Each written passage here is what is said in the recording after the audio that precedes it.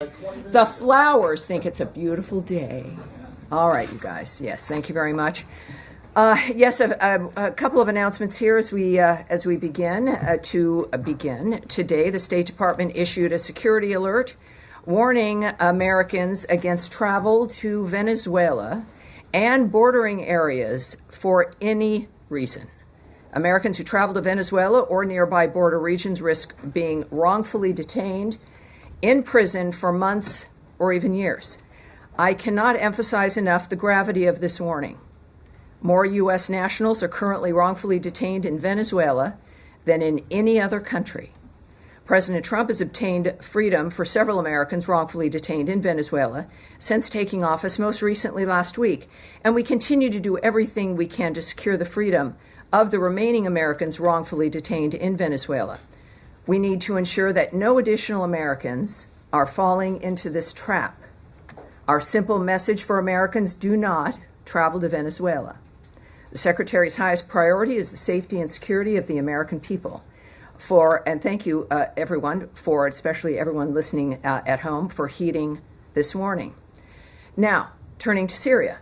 There have been several major steps over the weekend to enact President Trump's vision of a prosperous Middle East and a stable Syria at peace with itself and its neighbors.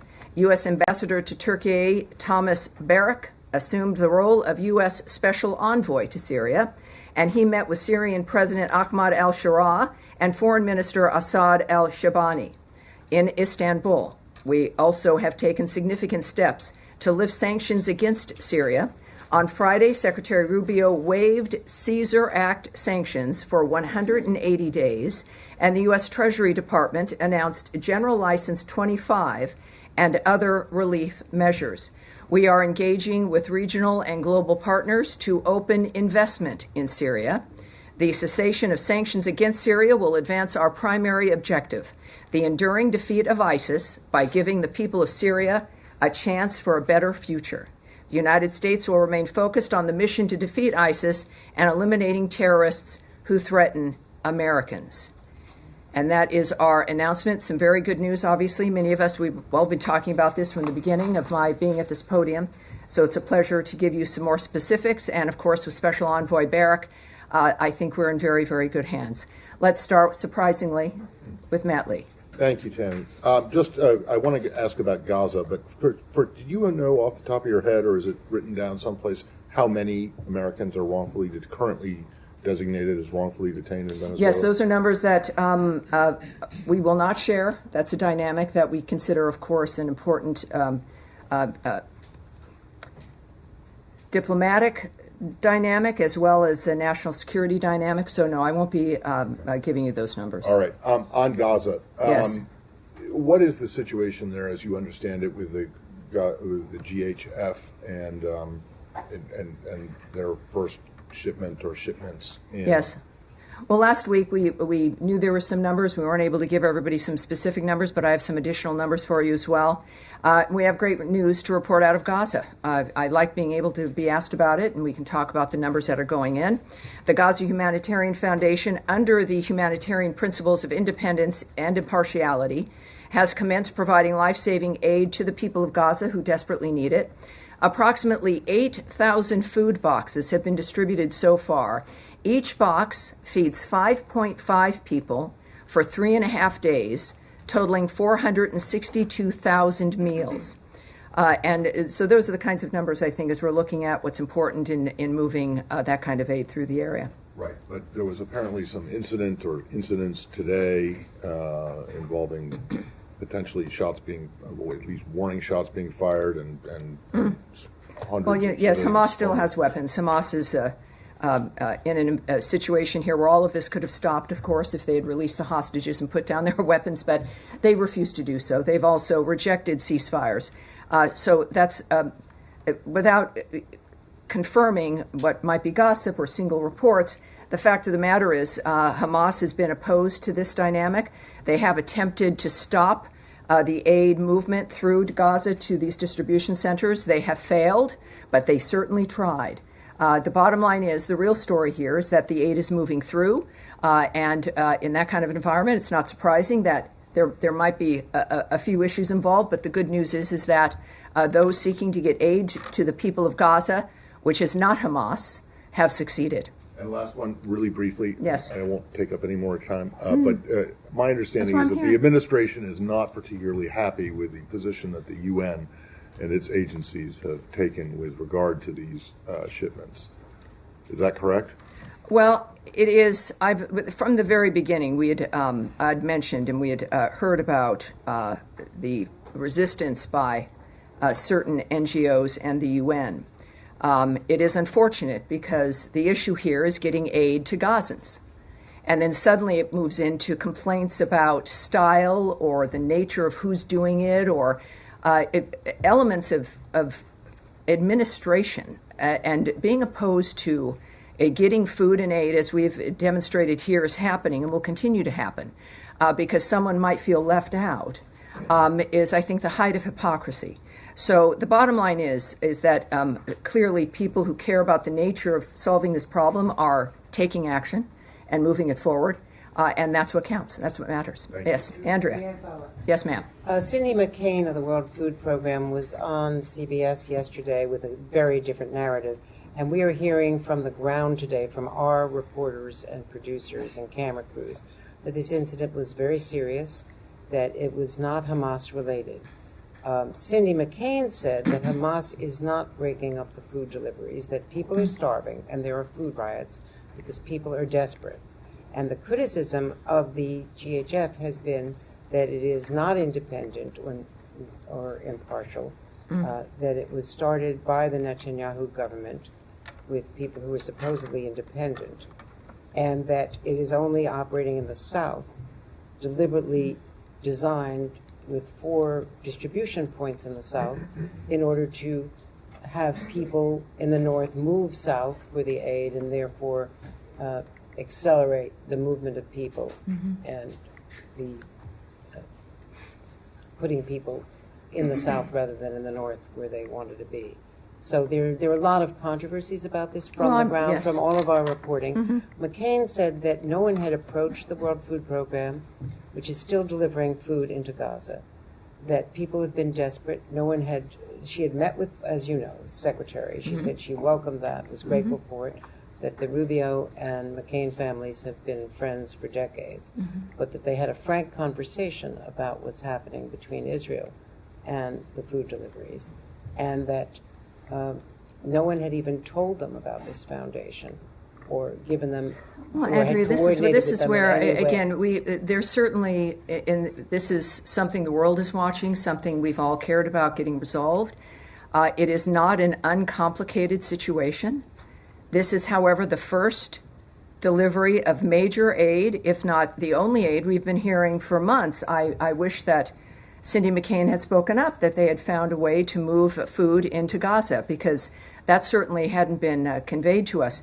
But now, which if that's the case, that's great. What I do know is that the people on the ground now, as the number I told you, I think is rather significant, 462,000 meals. That's what we're focused on. And that this is, and I'm not going to address either gossip or complaints or people who knew or weren't included or would do it a different way or who's shooting at whom. That Hamas, it's not Hamas. The real story here, the story is that aid and food is moving into Gaza at a massive scale at this point when you're looking at 8,000 food boxes. Was this going to be like going to the mall or through a drive-through? No, it wasn't. This is a complicated environment, and the story is the fact that it's working. I find it difficult that there are people who would go on television shows to complain about a process that is working and moving food into the area. Tammy, will it improve over please. time? Would anything that we do improve over time? Yes, in all likelihood. And I think anyone would welcome someone like Mrs. McCain or anyone else who has a method within which to contribute to this effort to be able to do so instead of going on television and complaining. Tammy, and that's one follow-up, please. the real story is that this is succeeding, and I think we should all at least have the courage to embrace that. But until now, there has been a blockade a blockade by Israel of the food. So no one has been able to get through Well, I those thought you just said crossings. Cindy McCain said that she was able to do that, but I would also say that this process managed to overcome that dynamic, and the dynamic has changed. Whatever it was that was hindering the nature of aid to the Gazan people has been overcome. It clearly needs to expand. I don't speak for this foundation, but clearly we've got to welcome any dynamic that allows getting aid and food into the region, which is happening right now, and that's the story. Nadia. Thank you, Tammy. Two questions. I understand this is the beginning of a process. For the time being, the delivery of food is at two places, which is Tal Sultan and the Murag crossing. Is there any guarantee that people who come from the north to receive this food, are they allowed to go back? Because that's the fear, that basically this is a way to move the population from the north to the south. Mm-hmm. And do you have any plan that they will expand it to go to other places? Well, it's in the not, north? This is not a State Department effort. Yeah. We don't have a plan. I can't answer that regarding the nature of how certain situations would be responded to. I'm not going to speculate or say what they should or should not do. The Gaza Humanitarian Foundation has an email. They should be reached out to, and that's what I'd recommend regarding plans to expand, plans to make assessments of what's worked and what hasn't at this point, and what changes they might make, and what the goal is. Clearly, the goal is to reach as many people as possible. Yes, sir. Iran. Yeah.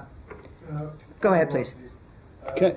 The Israeli Minister of Strategic Affairs is in town, according to Israeli media.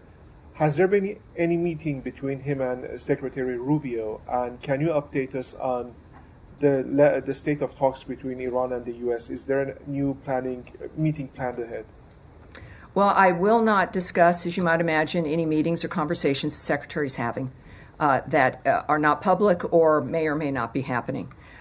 Regarding the latest rounds of talks regarding Iran, we can tell you that Senior Advisor and Special Envoy Steve Witkoff, of course, and Policy Planning Director Michael Anton participated in a fifth round of talks with Iran on Friday, May 23rd in Rome. The discussions were both direct and indirect and lasted over 2 hours. The talks continue to be constructive. That's not something that we've been able to say that in these particular talks, which is beneficial, and in this case they were constructive as well, and we made further progress. Both sides have agreed to meet again in the near future, and we are grateful to, once again, our Omani partners for their continued facilitation of the process. All right? Yes, dear. Just to follow up on the Gaza Humanitarian Foundation, because sure. I think you talked about independence and neutrality that was involved in this new foundation, but I mean, quite clearly that's not the case. I mean, the IDF itself has said this has been done in coordination with it and the foundation, so it's clearly being done, and the security of it is carried out by, on the perimeter, Israeli forces and then American security contractors. The problem with that, and what all the experts in the United Nations say, is that you therefore have a situation where the aid is provided by an organisation that seems to be a party to the conflict. And that's what the UN has always avoided, because you potentially made the recipients targets. And we're seeing that already, potentially, in that this has become a very militarised form of aid. So I'm just interested in why you describe this as independent and neutral, when it clearly doesn't appear to be so. Well, again, I don't speak for this foundation. What I can tell you is the description of the nature of what they're accomplishing, which is getting food and aid into that region. I'll say that just one more time. There are some disagreements about how that's being handled, how that's being implemented. But I think that most of us would agree that this is good news, that it, in any other mechanism under any other expectation, was not able to accomplish this. So it's just that there was another mechanism that was able to accomplish this and more. Well, you know, you're right. We did have a really good mechanism. It was called a ceasefire, which Hamas broke, and it is a ceasefire and a plan that had been operating and offered, which they continually refused to accept, continued to hold hostages, as they still continued to not just hold hostages, but the bodies of the people that they've murdered. And they've refused to do the one thing that could stop this in a moment. They've refused. So we did. We had it was a ceasefire, and Special Envoy Witkoff very successful, and Hamas decided, well, that was just too much of that. So the real story here is that there's food aid going in. There will be people, of course, who will look at some of the details and not like it.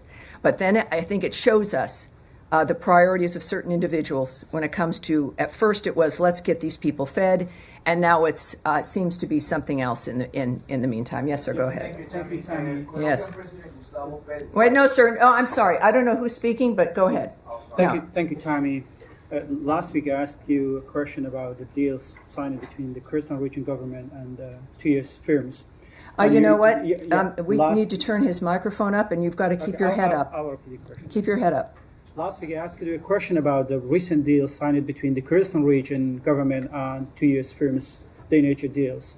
And you encouraged Baghdad to work with Erbil to resolve the issues. But this week, the Iraqi oil ministry has filed lawsuits against the two deals with the American firms. So any reaction to that and how this impacts the U.S. firms' incentive to invest in the region? And I have another question regarding Yes. Last week we discussed some of the difficulties here, but as I said last week, worth repeating today with this new news, is that the United States supports economic deals that benefit all Iraqis, including the two announced last week.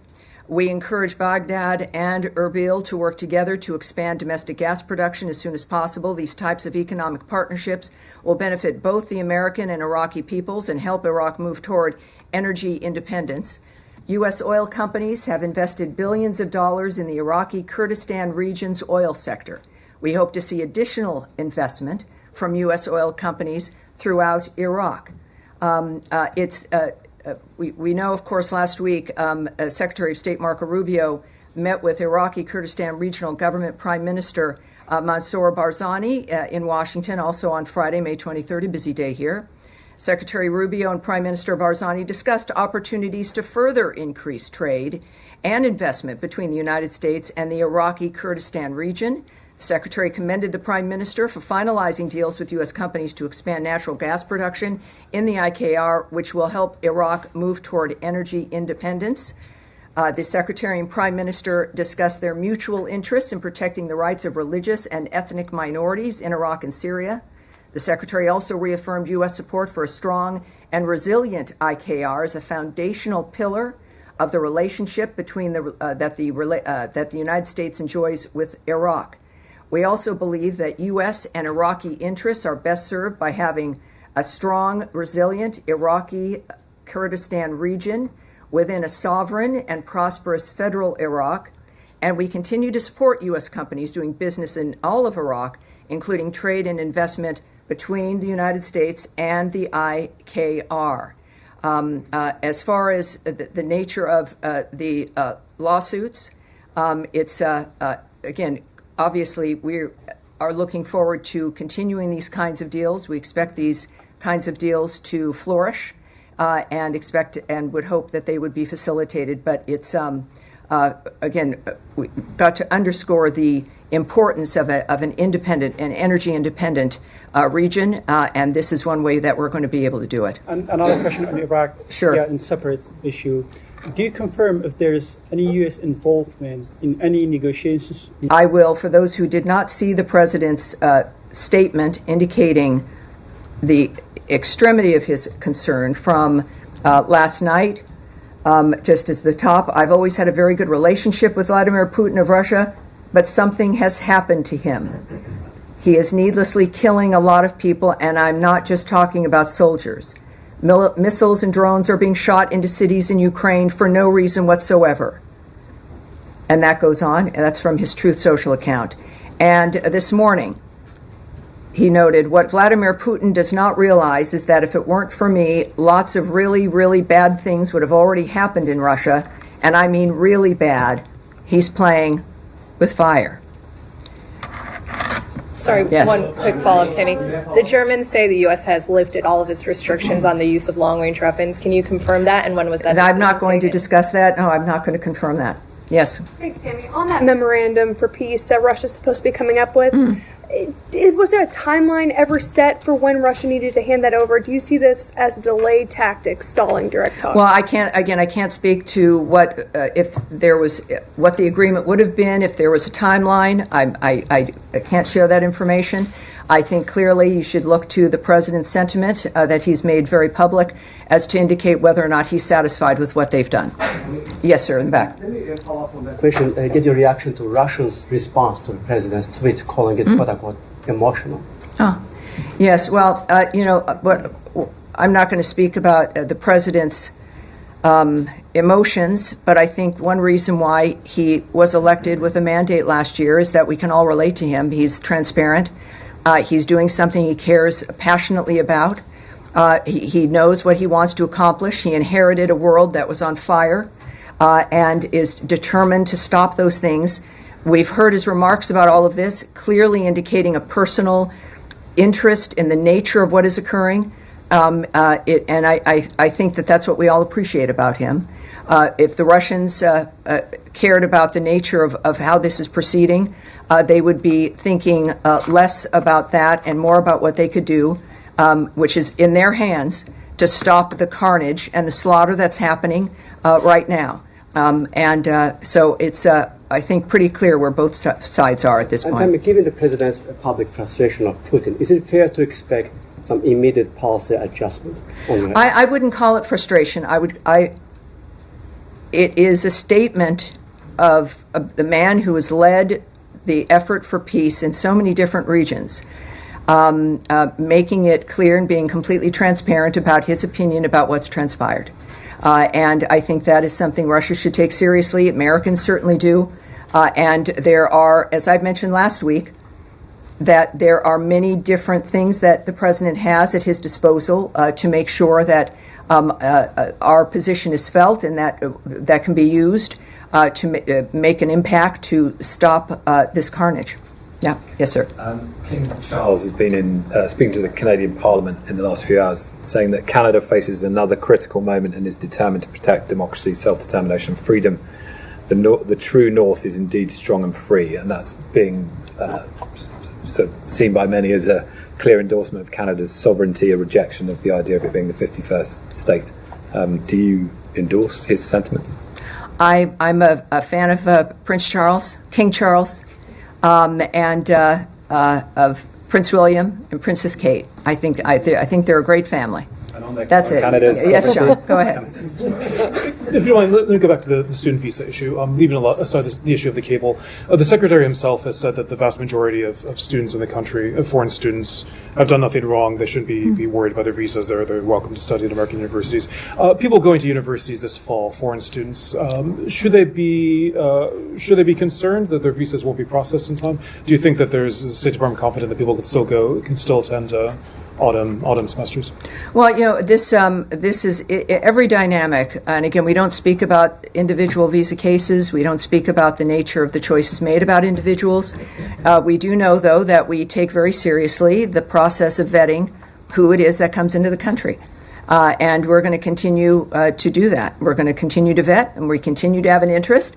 Again, whether they be student or if you're a tourist who needs a visa or whoever you are, we're going to be looking at you. I think why that it seems to be such a controversial thing that's going on, but it shouldn't be. And every nation should take seriously and does who's coming in. So if you're going to be applying for a visa, follow the normal process, the normal steps. Expect to be looked at, and we go on from there. And processing delays, do you expect students applying now to again, I can't speak to their individual experiences, but of course it seems like the nature of the reaction to this is that but I can't.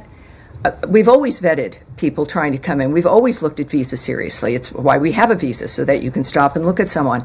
So I can't speak about what the individual experience will be, but the fact is that everyone knows that it's a reminder, certainly, that we're taking it seriously. Yes, go ahead, certainly.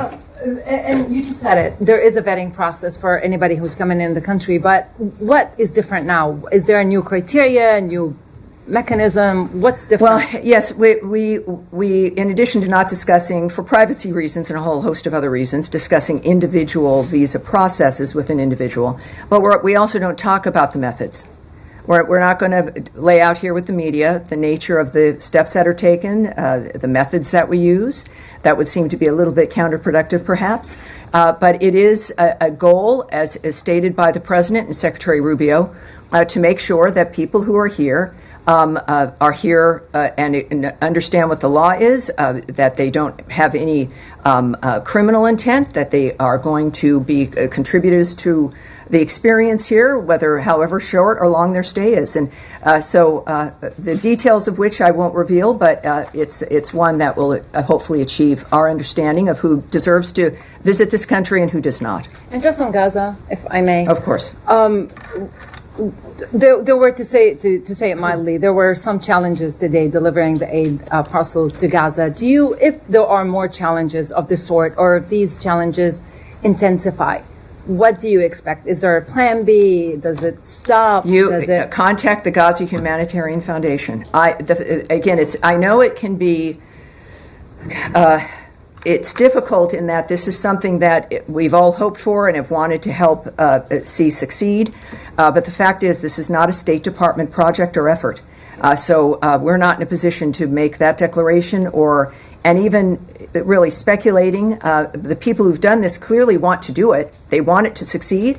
And I think addressing this with them might be very useful. Yes, Saeed. Thank you. Thank you very much. Just how can one contact the Gaza Humanitarian Foundation? This seems to be the gripe. I don't think anyone would appreciate it if I gave out an email right here from the podium. I think there's a thing called the internet, and you can type them in, and you will get an email address. Okay. There's a lot of you. I think most of you are reporters. I think a number of you understand research and the typing in of the interweb tubes, which will give you that information, sir. Okay. Just a quick follow-up yes. on 2 points. Now, the gripe of the United Nations is that not knowing who this organization is and who stands behind it, who's going to finance it, and so on. They also say that there are very sparse or a couple of entry points and so on. They need more entry points. Yes, everyone has an opinion. I understand that. What I do know, too, is for the first time ever, Saeed, with your very well-founded concern, I can tell you that over almost 500,000 meals have been delivered into that region. I am pleased to be able to say that to you without dealing with someone or an entity or a group that isn't entirely happy because it's not absolutely perfect or because they would have done it differently. But we finally have that happening. Yes, sir, in the back, right there with with the great hair. You've got great hair, but no, yes, sir. You're pointing. You're doing this. I don't have gray hair. No, I'm not. That's why I'm not pointing. I think you probably do. You, sir. Thank you. Yes, all right. I have no hair. Well, there you Is go. it me? Okay. Just can you confirm? No, not. I'm saying not you. The man with the gray hair. You, sir. Speak up. Thank you. I can make it. Thank you very much. Thank you. Sorry. That's all right. If you wait, they run right by you. Right. Yeah. All right. What's your name, sir? What outlet? News. All right. Thank you. Welcome aboard. Thank you very much. As you said just earlier today, the world has been shocked by what's happened in Gaza over the past few days. The silhouette of a little girl. Well, I said it's been shocked over generations about what's been happening in Gaza. Absolutely. And that Hamas certainly has refused to stop that violence. But go ahead. But just in the past few days, we've seen the silhouette of a little girl trying to flee burning classrooms surrounding her, killing people around her. We've seen thousands of Palestinians starved by Israel's blockade, herded between fences as they try to get fed today. A doctor who saw 9 of her children killed by Israeli bombs. All the while, this administration, of course, as we've seen, has sought to deport students who protest this, including one student who wrote an op-ed against this kind of behavior. The administration came in telling Americans it would be more pro-peace, more anti-war than the previous... This is beginning to sound like a soliloquy, sir. Do you have a question, please? Do you have a question, please? I'm curious... Yes, it's a very serious issue, and everyone has your question. Yes. So please ask it. I wonder how you see this administration being more pro-peace or more anti-war than the previous administration, given these kinds of horrors that Americans are witnessing. Yes, well, it is... a dynamic where, as I also just mentioned a little bit ago, we did achieve a ceasefire, something which nobody thought would be possible. after the heinousness of October 7th, the nature of what had occurred on that day, the fact that there has to be a new way, the president has stated, we have to have new ideas to make a difference so this stops and doesn't go from generation to generation, which all of us have experienced. It's right, wash, rinse, and repeat over and over and over again, every 20 years. And it would never stop. I think that what we've got here is after, I don't know, what has it been, 3 months, a bit over 100 days of President Trump, managing to get, I think, every warring party, every hostile party against other people on this planet to a table to stop. Now, that's the simple part. Making things happen and making it last is another thing. Hamas, we did have a ceasefire. And then Hamas decided once again that that was just not going to do, and they continue to do what they do. That, first of all, again, regarding that particular issues over the last few days, we call on all parties to this conflict to take every feasible measure to mitigate civilian harm. We refer you to Israel for more information on its airstrikes. And we also know, as we all do, and this is one of the things that we've discovered time and time again, that Hamas uses hospitals and other humanitarian areas as human shields. This is why we continue to try to get a ceasefire done, despite the obstacles that Hamas constantly presents. It is apparently their hope that we would just give up and go away, or that the usual status quo would continue. But President Trump is not that person. He's a person who gets it done. And after decades of conflict, I understand you're frustrated after maybe 3 months of it not being perfect yet. But that is what we are going for. We will continue to work for this. It is President Trump's commitment. Yes, Eric, please. Eric, go ahead, please. Thank you, Tammy, for the question. I wanted to ask you, the end of last week we reported, and you began... And you're Bloomberg, for those watching who don't know. Go ahead. You began the conversation today, or excuse me, the briefing today, with a reference to Venezuela and to the challenges faced by Americans in Venezuela, the repression of the Venezuelan regime. Correct. The license for Chevron to produce oil in Venezuela expired yesterday. Our reporting is that there's a very narrow license for basic maintenance to make sure that equipment that's in the country doesn't become completely unusable, so that one day if there's a change of government, it might be possible to drill and produce again. This is a license that would have to come from the administration. Do you have anything on that as far as whether that's been granted? I can't speak to that at all, but what I can say is actually your timeline on the Chevron license is wrong.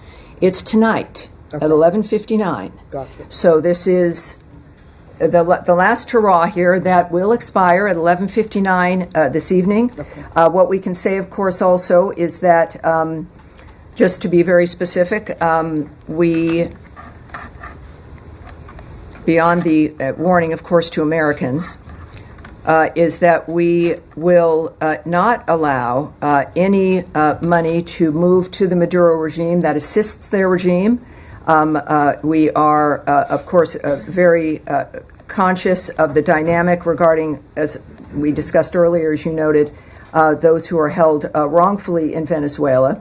But we also are going to make sure that, as the Secretary made clear last week, that this license expires. That, of course, is going to be felt. And we also know that the instructions, the President's instructions to Secretary Rubio, that he took steps, of course, to terminate all Biden-era oil and gas licenses that benefited Maduro's regime and lined the pockets of his cronies. We are going to continue to deny any funding of the Maduro regime that it uses to oppress the Venezuelan people. So I hope that answers both of those questions. Tammy, yes, sir. Come back to Gaza specifically because tomorrow the Germany's foreign minister is going to be here and meeting with the secretary. Germany's government has kind of shifted quite a lot in the last few days on their position of support for Israel. They've been, alongside the US, one of the main backers of Israel in this war, and now they're saying, the Chancellor is saying that the war in Gaza is no longer justified by the need to fight Hamas. So it seems like whatever coalition was left of countries including the US, backing Israel seems to be getting smaller. Are you concerned that there's even less international support for Israel? Does that influence the way that the US is thinking about this? That one of the main European countries backing Israel is backing again, down Chancellor Merz noting that Israel's actions can no longer be justified. The fact of the matter is that Hamas has put the people in Gaza in this situation by launching that attack on October 7th. And by continuing to hold hostages, including the bodies of 4 Americans, and continue, of course, to maintain their weapons. So when we think about actions that can no longer be justified, I think we should adjust ourselves and look at what put us in this position in the first place. Regarding the UK, Canada, France, and any number of others that took disappointing steps last week, unilateral recognition of a Palestinian state, in this case, is unproductive and obstructs ongoing U.S. efforts towards peace in the region. And I think that there's a clear line that has been drawn by President Trump, which again definitely disturbs the status quo, which is that there has to be peace, not just for 6 months, not because there's been a deal made for a year, that this has to be enduring. The entire framework has to change. He's not kidding. He's not kidding, because otherwise, in 5 years or sooner, someone will be in your position, someone else will definitely be in my position, having the same conversation. We can't allow that to continue. That is President Trump's understanding and vision of the change that needs to occur. And the fact is that the status quo does seem to be perhaps the easier thing to maintain, but it's not the one that's going to save lives. All right, yes, there, right there. Go ahead, speak up. Yeah. Thank you, Tammy. President Gustavo No, excuse me, sir. I'm sorry. Yes, that will get you not called on, because you can tell I'm not looking at you. Go ahead, sir, please. Yeah, I have 2 questions. The first one is about Russia and Ukraine. We're seeing the Secretary of State several times saying that the U.S. are closing to stepping back in different ways, and we know the U.S. did play several cards. So what can we expect if this is happening? It means providing more weapons to Ukraine in order to leverage with the Russian, or just it means doing nothing? Well, President Trump and Secretary Rubio have said multiple times that this is not a war that can be solved through the military and through violence, that it has to be done diplomatically. At the same time, you've heard President Trump note that there has to be direct talks between the parties. Direct talks between Russia and Ukraine. And also President Rubio's comments now for weeks that unless there was progress, that our approach would change, not our support for ceasefire or helping to achieve it, but the issue of mediating might adjust. As of right now, of course, there's a lot that's in flux, and President Putin is getting a sense of President Trump's anger at the nature of what's transpiring. But I think that it's clear that both parties need to begin to look at this situation in a direct way with each other to make the difference at this point. Can I do a follow-up? On Gaza and Israel, is there a limit to President Trump patience, let's say, or he will? I'm sure there is. Keep letting Prime Minister Netanyahu doing what he's doing in Gaza, or President Trump at a certain point will say, "Stop, let's." Well, if you see President Trump, you could ask him directly that. I'm not going to presume. I'm not going to presume President Trump's frame of mind about what he's willing to do or won't do. This is a man who's serious about getting a situation finished, of getting a deal done, of ending the situation which he is clearly confident it can end. My assessment of what he would do, he's him for a reason, and I'm not him. The last thing I think any of us want to do is second guess the president, certainly in this case, President Trump. He's also a human being, even though sometimes, he does more than what the average human being can do. But I feel that, as we've seen today with Putin, that there is a point that he looks at things differently. And how that manifests, just like with everything else in this administration, it will happen quickly.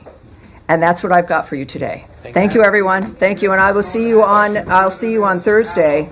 Happy ending of the Chevron license day. Happy ending. All right. Thank you. Thank you. All right. That's it. Thank you.